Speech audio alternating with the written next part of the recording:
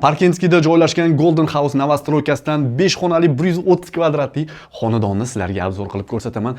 Menga past etajdan topib beradigan yaqin birodarlarimiz aynan bu videomiz sizlar uchun. Hozir biz ko'rib turgan joyimiz bizning mehmonxonamiz bo'ladi. Mehmonxonamizda ko'rishinglar mumkin 8 talik stol stullari va bu tarafimizda mягкий zona, ya'ni yumshoq mebellarimiz joylashgan, konditsionerlarimiz va uyimizda remontlari juda ham sifatli qilingan. Bu yoqda esa kattagina televizorli zonamiz bor. Rossiyskiy eshiklarimiz bu xonadonimizga o'rnatilgan. Bitta mana shu mehmonxonamizdagi qandilimizni ham videoga olib qo'yasiz. Juda ham chiroyli, kattagina mehmonxonamizga mos bo'lgan qandilimiz joylashgan. Endi sizlar bilan qolgan xonalarni va kirosh qismimizni ko'rsatib o'taman. Bu yoq bizning kirosh qismimiz. Kirganimizda chap tarafimizda mana stroyniy shkaflarimiz bor.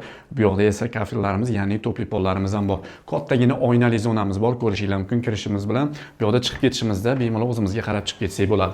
Bu yoqda esa bizning kattagina sanuzel, ya'ni yuvinish xonasi bor. Marhamat, ko'rishinglar mumkin. Bu yoqda rakovinalarimiz joylashgan. Bu tarafimizda esa aynan yuvinish xonasi joylashgan. Ko'rishinglar mumkin, juda ham katta. Bu yoqda kir mashinalarimiz aynan mana shu joyimizga joylashgan. Xo'p, do'stlar, qani qolgan xonalarini ham ko'rsatib o'tamiz. Bu yoqda esa bolalar yotoqxonasi, ikkita kravatimiz o'rnatilgan, tashqariga qarangan oynalari, bu yoqda dars qilib o'tirsalari bo'ladi.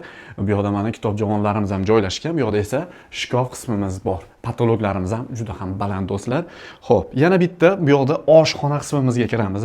Oshxona qismimizda 6 talik stol stul, televizor, konditsioner, bu yoqda barcha texnikalarimiz bor. Ayollarimiz maza qilib mana shu yerlarda pishir-kuydirlarni qilsalar bo'ladi. Endi esa yana bir kishilik xonamizni ko'rsatib o'taman. Mana bitta spalnimiz bor.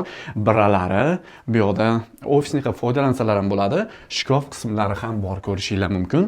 Va yo'lagimizdan kelganimizda chap tarafimizga yuramiz. Chap tarafimizda bizning yana bitta kattalar spalnis keladi. Spalnimizda barcha qulayliklarga ega do'stlar. Ko'rishinglar mumkin. Spalnilari, oynali zonalari, bu yoqda esa televizorli zonamiz, bu yoqda esa shkaf qismimiz joylashgan do'stlar. Endi esa kattalar spanisiga kiramiz. Kattalar spanisida bu yoqda maza qilib kechqurun ishdan kelib charchaman shu yerda damda olsangiz bo'ladi. Bu yoqda shkaf qismimiz bor va bu yoqda yumshoq mebellar bor. Bemalol mashina o'tirib damlaringizni olsangiz bo'ladi. Bu yoqda shkaf qismimiz yonida televizorimiz chiroyli qilib o'rnatilgan. Bu xonamizda nima bor deb o'ylaysizlar o'zingizlar bitta ko'ringlar. Mana bu yoqda esa xuddi shkafga o'xshaydi, lekin bitta kirsangiz bu yoqda bu xonamizni alohida bo'lgan kattagina yuvinish xonasi mavjud do'stlar. 5 xona uy qarab yurgan yaqiningiz bo'lsa, bu videomizni yuborib qo'yasizlar. Bu uyimizni narxiga keladigan bo'lsak, 260 ming AQSh dollari so'ralyapti.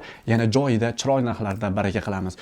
Bu 3-qavatda joylashgan xonadonimiz bo'ladi. Sizlar bilan muhibullo bo'ldi. Yana ko'rishguncha bunaqa uylarni qo'ldan boy bermaslik uchun bizga obuna bo'lib qo'yinglar. Sog' bo'linglar, salomat bo'ling.